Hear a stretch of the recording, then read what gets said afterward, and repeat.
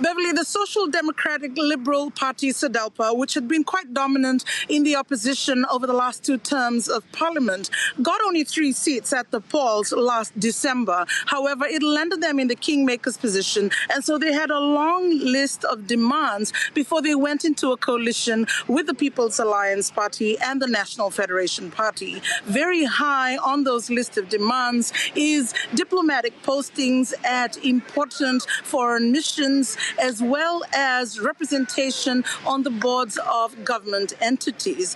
Yesterday, the SODELPA party very publicly displayed their discontent, saying their main list of demands have not been met. So, Lice, do we know that there was a meeting this afternoon to try and resolve their differences? Do we know if they managed to do that? This afternoon, very senior members of the 3 parties gathered at the People's Alliance Party headquarters to discuss a way forward. What we know from the Deputy Prime Minister, Manoa Kamkamila, also a senior member of the People's Alliance Party, is that the 3 have averted crisis in that they've decided they will work together and heal the rift that had been quietly bubbling over the last few months. What we understand is that communication channels between the 3 parties, which have not been very smooth or lacked improvement, to use Manoa Kamkamila's words, will now be overturned so that the parties can remain in power. But with regard to some of those positions that they were seeking, do we know what might happen going forward?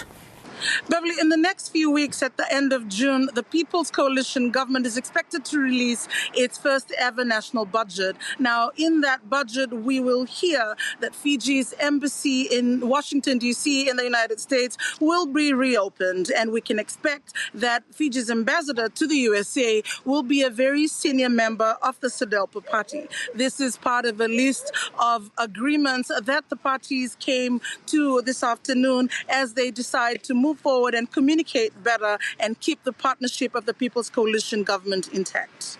And, you talked about improving those communication channels. Have they resolved how they are going to do that so that they don't have these disputes going forward? What we understand is that the MPs from the 3 different parties are talking to each other, and the people who form what they call the inter-parties policies are talking to each other very well. However, as you can understand, Beverly, while there are members of parliament, there are also people who lead the parties, and it's apparently these people who have not had proper communication or to whom the messages from the top have not filtered down, to use the People's Alliance words.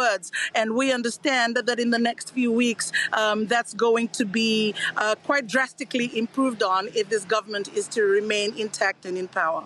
Yeah, one to watch. Good to talk, Lice. Thanks so much.